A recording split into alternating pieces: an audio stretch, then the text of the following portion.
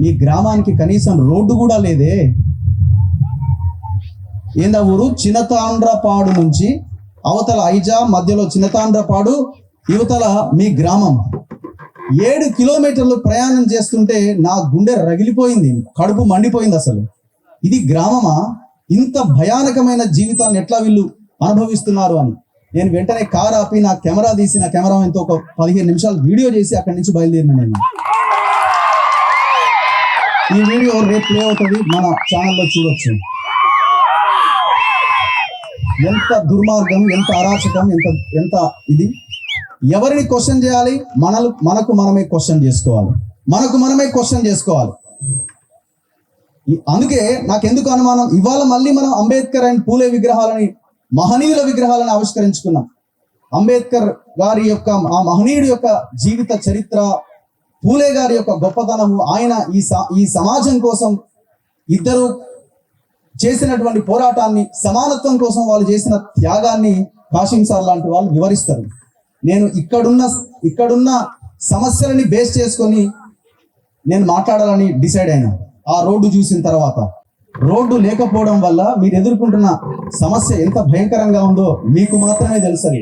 ఒకరోజు మేము ప్రయాణం చేసినాం, ప్రతిరోజు ఆ రోడ్డు వెంట ప్రయాణం చేసేది మీరే. హాస్పిటల్ ఉందా? స్కూల్ ఉందా? నాకు తెలిసింది ఇక్కడ 8వ తరగతి వరకే పాఠశాల ఉంది అని. అవునా? 10వ తరగతికి పోవాలంటే ఆ చిన్నతాండ్రపాడు అన్న గ్రామానికి వెళ్ళాలి. అమ్మాయిలు 7 కిలోమీటర్లు. అయితే వాళ్ళ తండ్రికి ఏదన్నా బైక్ ఉంటే ఆ బైక్ మీద తీసుకెళ్ళి దించాలి, మళ్ళీ తీసుకురావాలి. బస్సు ఉందా? లేదు. ఈ గ్రామానికి బస్సు లేదు. లేదంటే సాయంత్రమో పొద్దున్న వచ్చే ఆటోలో వాళ్ళు వచ్చి వెళ్ళాలి, లేదంటే సైకిల్ మీద ప్రయాణం చేయాలి. 11 సంవత్సరాలు అయిపోయింది తెలంగాణ రాష్ట్రం వచ్చి. స్వరాష్ట్రం అని మన నాయకులని అధికారంలోకి తీసుకొస్తే ఏం జరిగింది?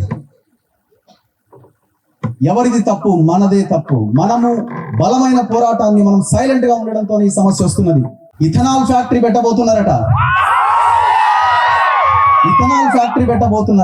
ఇంతమంది జనాన్ని కాదని, ఇది ఒకటే గ్రామం కాదు కదా, చుట్టుపక్కల ఉన్న దాదాపు 10-15 గ్రామాలని కాదని ఎవడో ఆంధ్ర నుంచి, చిత్తూరు నుంచి వచ్చి ఇక్కడ పెడుతున్నాడంటే మీ నాయకుల సహకారం లేదని సాధ్యం కాదు. దయచేసి గుర్తుపెట్టుకోండి.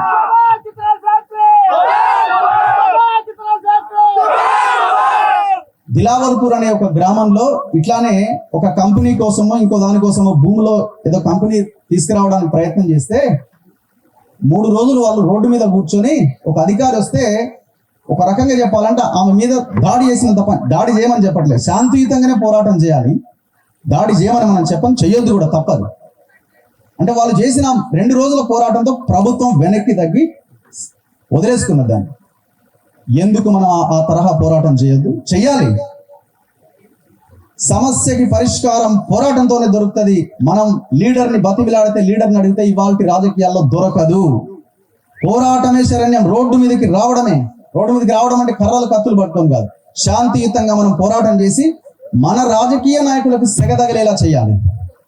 ప్రతి ఒక్కరి చేతిలో మొబైల్ ఉన్నది. దయచేసి, ఒకప్పుడు ఈ మొబైల్ మన చేతిలో లేదు, ఇదే మన ఒక ప్రపంచం వచ్చి మన చేతిలో ఉన్నది. నేను ఒక చిన్న వీడియో చేస్తే రాష్ట్రంలో ఉన్న చాలా మందికి నా భాష అర్థమై అందరికీ రీచ్ అవుతుంది.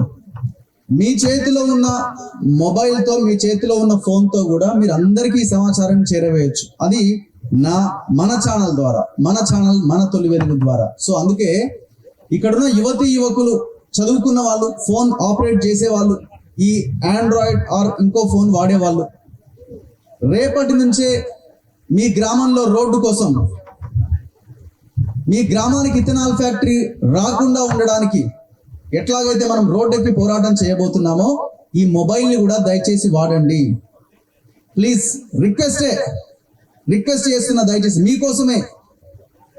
ఒక్కొక్క యువకుడు ఒక్కొక్క వీడియోని నాకు పంపిస్తే ప్రతిరోజు ఈ అంశం లైవ్లో ఉంటుంది. ఇథనాల్ ఫ్యాక్టరీ అంశమైనా లేదు, రోడ్డు అయినా. ఈ పోరాటం కొనసాగిద్దామా?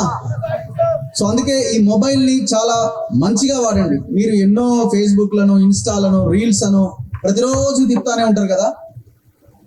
ఒక యువకుడు ఫోన్ ఉన్న ప్రతి ఒక్కరు ఈ మొబైల్ ని మీ రోడ్డు కోసం, మీ ఇథనాల్ ఫ్యాక్టరీ రాకుండా ఉండడం కోసం వాడండి. అది ఎట్లా వస్తుందో మీరే అసలు ఇంత పవర్ ఉందా దీంట్లో అని మీరే అనుకుంటారు. దయచేసి ప్రయత్నం చేయండి ఇమీడియట్.